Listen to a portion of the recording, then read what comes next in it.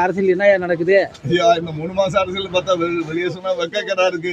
உறுதி வந்து எங்க அண்ணன் எங்க சொந்த பணத்திலேயே கொடுப்பா அப்படின்னு சொல்லி சொன்னால. சரிங்க. அவளை எங்க இருக்கான்னு கண்டுபிடிக்கணும். அவளை முதல்ல அவ சொந்த பணத்தை கொடுப்பேன்ட்டு 3 சிலிண்டர் சொன்னாங்க. யாருக்கும் சிலிண்டர் வர போறது இல்ல. சரிங்க. இந்த பஸ்ல காஷ்மீர் டு கன்னியாகுமரி வர சொல்லியிருந்தாங்க. சரிங்க. அது எங்க வர போறதுல 40 கிலோமீட்டர் இருக்குன்னு அதுவும் சொல்லிட்டாப்ல.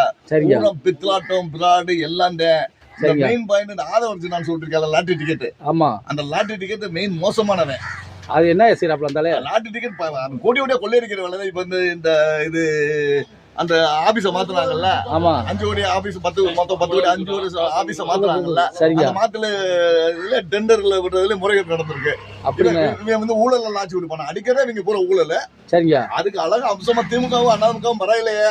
சரிங்க. வந்து அதாவது திமுக அண்ணாமுக ஏதாவது எடுக்காம சாப்பிடாம இருக்க மாட்டாங்க. இருந்தாலும் மக்களுக்கு ரெண்டு திராவிட கட்சி நல்லதான. இப்ப 3 சிலிண்டர் கொடுக்குறதுன்னா உங்களுக்கு எது உங்களுக்கு பிரச்சனை ஐயா? 3 சிலிண்டர் பிச்சைக்காரங்களுக்கு கிடைக்கும். அவங்க என்ன அவங்களுக்கு கூட கிடைக்காது. அவங்க வருஷம் அவங்க வந்து மாசம் 2 லட்சம் சம்பாதிச்சிருவாங்க. சரிங்க. பிச்சைக்காரங்களுக்கு கூட 3 சிலிண்டர் கிடைக்காது. ஏன்னா அவனே மாசம் 2 லட்சம் சம்பாதிச்சிடல.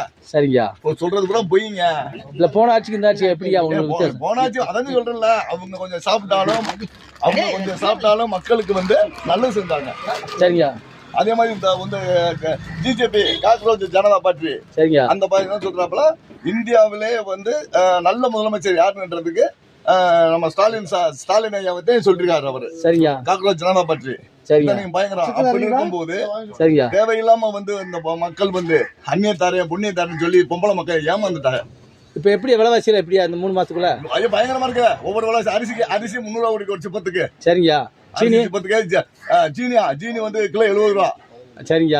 ஆமா பூரா கடையில எவ்வளவு விக்கிறாங்க? 80 ரூபாய்க்கு போதாங்க. ஆமா 80 ரூபாய் போறாங்க. 70 ரூபா ஜீனி 70 ரூபா. சரிங்க. அப்ப நம்ம கடைக்காரர்களை குறை சொல்ல முடியுமா? ஒண்ணும் சொல்ல முடியாதா? ஆட்சி வந்து சரியா பண்ணாதே எல்லாம் கண்ட்ரோல் பண்ண முடியும். சரி. என்ன நினைக்கிறப்ப நான் வந்து பயங்கரம் பிலிம் காட்டி சோசிக்காரன் பேச கேட்டுட்டு 10வது மாடியில சரிங்க கொண்டக்கடு பண்ணிக்கிட்டு இதை நம்ம என்னதே பண்ண. நாடு எப்படியா முன்னேற? இந்த நீங்க இருந்தாலும் நாடு முன்னேற ஒரு 20-30 வருஷத்துக்கு பின்னோக்கி போகும். பின்னோக்கி போமா? எப்படி தமிழ்நாடு முன்னேறி வருமா கீழ் நோக்கி போகுமா? இப்ப 11.5% முன்னேற்றி கொண்டு போயிருக்காங்க. சரி. இப்ப அந்த 0 பாயிண்ட் கீழே கொண்டு வந்துருவாங்க. சரிங்க. அது ஒண்ணும் இல்ல.